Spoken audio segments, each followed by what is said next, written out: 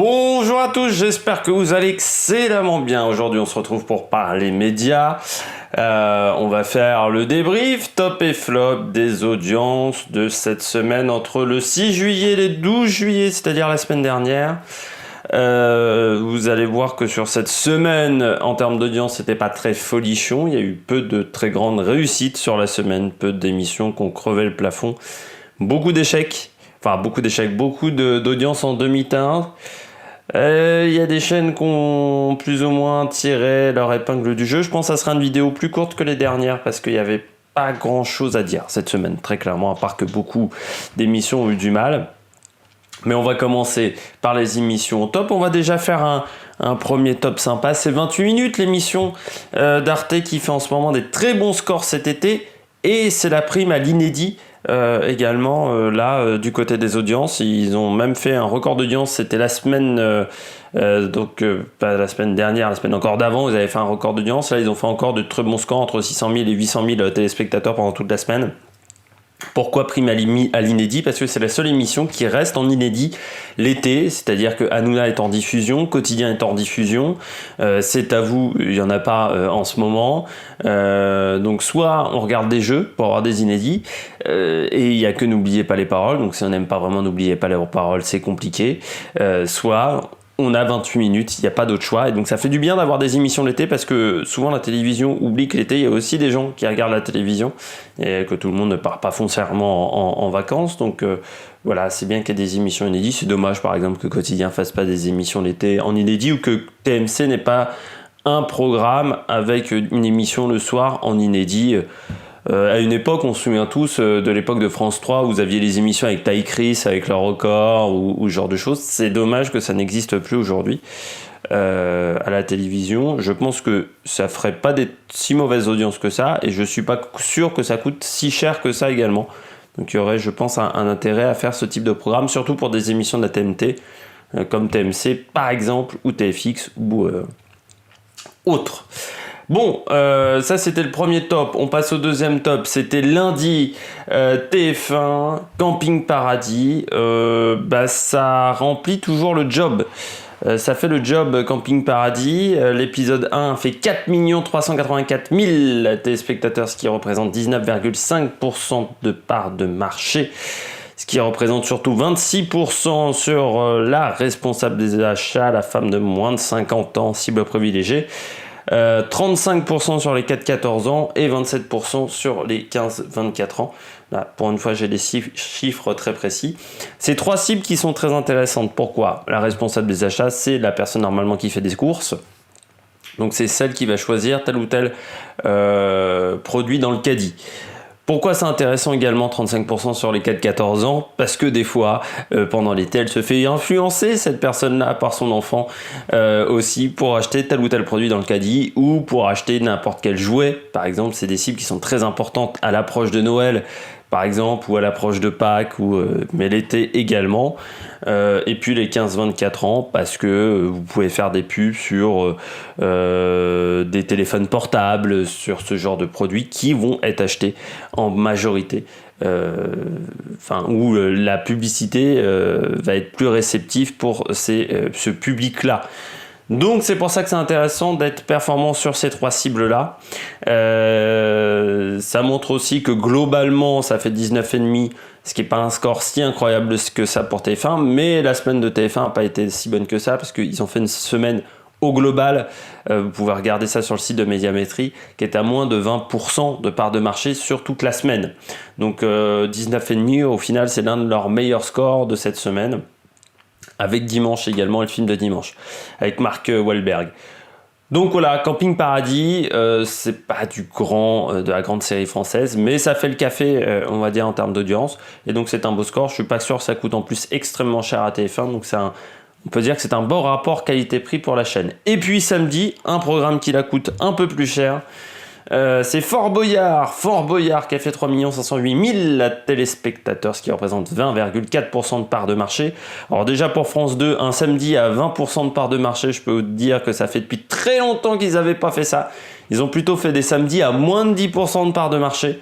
De toute manière, ils attendaient avec impatience le retour de Fort Boyard.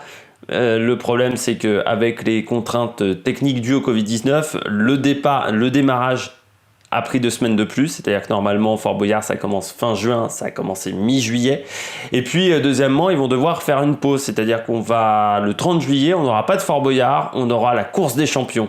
Je sais pas si vous vous souvenez de cette émission qui a été diffusée pendant l'hiver. C'est présenté par Teddy Riner, il y a Olivier Mine à la présentation, il y a beaucoup trop de monde à la présentation. Et c'était au Stade de France, on nous l'a vendu comme un truc incroyable, et ça a fait un four monumental. Il en restait en stock, donc on va diffuser ça, vu qu'on n'a pas assez de Fort Boyard pour le moment, du côté de France Télévisions. Meilleur score depuis 2009 pour Fort Boyard. Il y avait Claude de Koh-Lanta, je pense que ça a fait ce résultat, parce que beaucoup de gens regardaient Fort Boyard parce qu'il y avait Claude de Koh-Lanta. Après, bon, faut éviter la surdose avec Claude de Koh-Lanta, parce qu'on l'a vu un petit peu à toutes les sauces, c'est-à-dire qu'on l'a vu par exemple dans l'équipe d'Estelle, on l'a vu... donc là dans Fort Boyard on l'a vu dans plein d'émissions. Je pense qu'au bout d'un moment il va y avoir une overdose de Claude de Koh-Lanta. Peut-être que c'est même déjà le cas. En plus je suis pas sûr que il y a une partie du public de France 2 qui ne regarde pas foncièrement Koh-Lanta, une partie du public qui regarde Fort Boyard. Donc voilà. Bon, après ça a fait un bon score, mais c'était pas assuré non plus au départ. Et pour France 2, ça clôture une semaine qui n'a pas été bonne, entre le petit Spirou dimanche qui a fait un mauvais score et puis d'autres programmes qui ont fait un flop également. Et donc c'est l'heure de passer du côté des flops, mais 20% pour finir, 20% pour France Télévisions. Ça doit, même Prodige n'a pas fait ça cette année. Il n'y a pas eu l'Eurovision, donc qui parfois arrive à faire ces scores-là. Donc oui, ça fait depuis très longtemps qu'ils n'avaient pas fait plus de 3 millions un samedi soir, pardon. Comme quoi, le fait d'avoir viré Patrick Sébastien, je pense, n'était pas vraiment une bonne idée, parce qu'il leur manque vraiment, à part Olivier Mine, qui arrive à tenir des émissions comme ça de prime time, il leur manque des vrais animateurs de prime time, et surtout qu'on ne voit pas en journée, c'est-à-dire qu'ils ne font que du prime time, quasiment. Alexandra Sublet par exemple sur TF1, vous la voyez le soir avec Canteloup, mais c'est que 10 minutes, donc c'est très court, il n'y a pas une overdose. Arthur, vous le voyez que le soir sur TF1. Nikos, il y a 50 minutes inside, mais plus personne ne regarde 50 minutes inside, donc vous le voyez surtout le soir en prime time. France 2, les animateurs que vous voyez la journée, vous les voyez aussi en prime time, donc ça fait un peu une overdose très rapidement pour ces animateurs-là. Il leur manque des animateurs qui font quasiment que du prime time du côté de France Télévisions. On passe au flop. Mardi, tiens, on parlait d'un problème d'animateurs qui ne font pas que du prime time. C'était sur France 2, le duel des brocantes qui a fait un flop. Le duel des brocantes sur la route. 1 994 000 téléspectateurs, 10,4% de part de marché présenté par Sophie Davant. Pas un très bon score. C'est pas vraiment une surprise, toutes les déclinaisons en prime time, en soirée d'émissions qui se déroulent la journée, que ça soit Nagui, que ça soit donc l'émission d'Olivier Mine, là avec les mots avec Sidonie Bonnec, pardon, ça ne fait pas non plus un gros score. Toutes ces émissions-là, quand on les décline le soir, ça ne fait vraiment pas un très bon score. C'est encore le cas avec France 2. Bon, alors là, pourtant, un programme qui marche normalement. Encore une fois, le public, je pense, qui regarde France 2 à 16h n'est pas le public qui regarde France 2 le soir. Ce qui pose des problèmes. Ça fait pas... Enfin, un mardi soir à 10%, on a vu pire du côté de chez France Télévisions, surtout la semaine dernière, avec Sur le front des océans et Hugo Clément. Malgré tout, c'est pas un très bon score de la part de France Télé. On les attend à 12, 13%, et là, il y a 3 points de moins. Donc il va falloir travailler tout ça, surtout que la concurrence mardi n'était pas exceptionnelle, et que M6 s'est également planté mardi avec La France a un incroyable talent. La bataille du jury. 1 803 000 téléspectateurs, 8,6% de part de marché, c'est surtout moins 0,7 points de part de marché en une semaine, et c'était déjà ça la semaine d'avant, ils avaient déjà perdu, c'est-à-dire depuis le premier numéro, ça décroît au final du côté de M6. Trop de France a un incroyable talent. Voilà, c'est comme si on faisait une déclinaison estivale de The Voice. En plus, on comprend pas trop ce qui se passe. Moi qui ne suis pas La France a un incroyable talent, je ne comprends pas. J'ai pas vu l'émission, mais je peux vous dire qu'elle ne me donne pas envie parce que je ne comprends absolument pas en quoi c'est différent de La France a un incroyable talent, parce que M6 ne l'a pas expliqué. Et ça, il y a eu un problème de communication, ils l'ont très peu vendu ce programme. Peut-être qu'ils le mettent pas en avant parce que c'est aussi Ginola qui le présente, et que Ginola a annoncé son départ de la chaîne. Ils avaient beaucoup misé sur David Ginola, mais il semblerait qu'il demande un peu trop d'argent, un petit peu comme Christophe Dugarry. Les anciens footballeurs sont restés à l'époque où ils avaient d'énormes salaires en tant que footballeurs, et c'est vrai que dans la télévision, on est payé un peu moins cher. Je dis bien un peu parce que les salaires sont aussi assez exubérants et mirobolants. Malgré tout, du côté d'M6, on comprend pas trop le programme. Ça tombe en plein été, pas vraiment de publicité sur cette émission. Et puis, je pense que La France a un incroyable talent n'est plus forcément le programme fort de M6. Vous avez Top Chef qui marche mieux. Il leur manque un problème estival. Un jeu comme ça estival, il leur en manque un. Ça fait depuis des années qu'ils cherchent, ils ont toujours pas trouvé la bonne recette. Ils avaient Pékin Express, mais bon, Pékin Express cette année n'a pas été enregistré totalement, vu qu'ils ont été emmerdés aussi par le Covid-19. Et puis normalement, cette année, ça devait pas jouer en plein été. Il leur manque un jeu estival.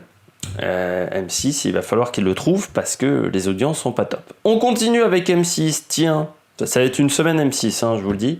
Jeudi, leur série américaine This Is Us, catastrophe en termes de score. Alors, autant la semaine dernière, ça c'était plutôt pas trop mal tiré, ça faisait 9%, ce qu'on ne demandait pas beaucoup plus de ce programme-là. Là, cette semaine, ça a fait 1 064 000 téléspectateurs, c'est-à-dire 5,3% sur le premier épisode. Et attendez, l'épisode numéro 2 a fait moins d'1 million, c'est-à-dire 901 000 téléspectateurs, 4,7% de part de marché. C'est la moitié de ce que ça devrait faire en termes de pourcentage. Par rapport à la semaine dernière, les gens sont partis, c'est-à-dire que les gens n'ont pas accroché à la série ou n'ont pas aimé les épisodes de la semaine dernière. Bon, c'est étonnant que M6 n'ait pas refourgué cette série-là à Sister ou à W9 et pas tenté soit de lancer une nouvelle série américaine, peut-être qu'ils n'en avaient pas en stock, peut-être, ou n'est pas tenté de mettre du cinéma, ou je sais pas quel type de programme un jeudi soir, parce que là ça a été un four monumental. Ils se sont pris une claque dans la gueule. Et puis on finit avec M6 avec Reef Brick. Je vous en avais parlé déjà la semaine dernière, j'avais dit que c'était étonnant que ça fasse des très gros scores parce que c'était une bouse monumentale. Bon, confirmation, ça n'a fait, ils n'ont réussi à surprendre les téléspectateurs qu'une fois avec cette série américaine. L'épisode 1 a fait 2 320 000 téléspectateurs, 12,2% de part de marché. Le deuxième épisode a fait 1 098 000 téléspectateurs, 980 000 téléspectateurs, 11,1% de part de marché. En une semaine, c'est moins 5 points en pourcentage de part de marché et moins 10 000 téléspectateurs en une semaine pour le premier épisode. Ça fait beaucoup, c'est ce qu'on appelle une tôle, une claquasse dans la gueule. 2 journées d'affilée, ça fait beaucoup. La série n'est pas incroyable, je vous l'avais dit. Ça s'était fait défoncer la gueule sur Twitter. Donc c'était pas surprenant. On avait vu en plus la semaine dernière que le premier épisode avait fait beaucoup plus d'audience que le deuxième épisode. Il y avait quasiment 1% de part de marché d'écart entre les deux épisodes, alors qu'en face la concurrence n'était pas exceptionnelle. Vendredi, la concurrence n'était pas exceptionnelle parce que vous aviez Arthur. Ça marche pas plus en prime, mais c'est l'émission qui ne marche pas en prime. Vendredi, tout est permis. Et puis, en plus, il n'y avait pas des stars incroyables pour ce Vendredi, tout est permis là, parce que quand tu as la star la plus importante, c'est Boudère. Pas être méchant avec Boudère, mais c'est quand même pas la plus grande star de tous les temps. Et du côté de France 2, c'était L'Art du crime, rediffusion, donc il y avait beaucoup de rediffusions. Malgré tout, ils ont fait un four. Il y a un moment, il faut se remettre en question du côté d'M6. Après, cette série, c'est un peu du déstockage. Il n'y a qu'une saison du côté d'ABC. Si ça marchait chez M6 et dans d'autres pays du monde, parce que c'est une coproduction entre ABC et plein de chaînes européennes, ça aurait pu se poursuivre, refaire une deuxième saison, mais que pour l'Europe. Là, comme ça a fait pas un très gros score en France, je pense qu'on ne verra qu'une saison de cette série américaine avec Poppy Montgomery. Résumé de la semaine, M6 s'est planté parce que j'ai même pas parlé de Chasseurs d'appart. Chasseurs d'appart a aussi fait un score déplorable pendant toute la semaine en Access Prime Time. Peut-être un peu trop de Stéphane Plaza tue le Stéphane Plaza au bout d'un moment. Mais en fait, le problème d'M6, c'est que tous les jeux ont la même mécanique en Access Prime Time. C'est-à-dire que c'est toujours des jeux où... Chasseur d'appart, La meilleure boulangerie de France, Reine du shopping, il doit m'en manquer là, des jeux de ce type. Ils avaient fait pareil avec les coiffeurs. Ça repose sur la même mécanique que les jeux de TF1 aussi, hein, que ça soit Bienvenue chez vous, le jeu avec les restaurateurs aussi. Ça repose sur la même mécanique. Et quand vous avez, et que vendredi, qu'un dîner presque parfait également sur W9, ça repose tout ça, c'est la même mécanique de jeu. Au bout d'un moment, t'as beau changer les trucs, la meilleure boulangerie ça marche, déjà c'est de la boulangerie et en plus c'est Norbert Tarrière et je sais plus qui anime avec lui, mais ils font un bon duo. Si derrière le jeu est très répétitif, ça peut pas le faire. Là, Stéphane Plaza, ça fait au moins 5 ou 6 saisons chasseur d'appart et ça commence à devenir répétitif à mort. Et les agents immobiliers ont les mêmes codes à chaque fois, donc ça devient très répétitif. De toute manière, même si ça fait un mauvais score cette semaine, 7,8%, c'est leur audience globale de toute la semaine. Donc c'est un très mauvais score. TF1 également flop au global parce que 2 fois 3e vendredi. Ils ont fini 3e et samedi avec le meilleur bêtisier. Vendredi c'était avec Vendredi tout est permis, donc c'est pas un très bon score, surtout que c'était des journées où il n'y avait pas une énorme concurrence. Après le bêtisier samedi, c'est un demi-échec parce que ça reste un bêtisier. Ça coûte quand même cher à produire un bêtisier parce que faut beaucoup de documentalistes qui retrouvent les images. Mais malgré tout, faire 3e avec un bêtisier, c'est pas une si grande catastrophe que ça. C'est plus un problème avec Arthur. Il va falloir vraiment qu'il lance très vite la nouvelle émission là avec les zombies, même si j'y crois pas des masses, présentée par Denis Brognard.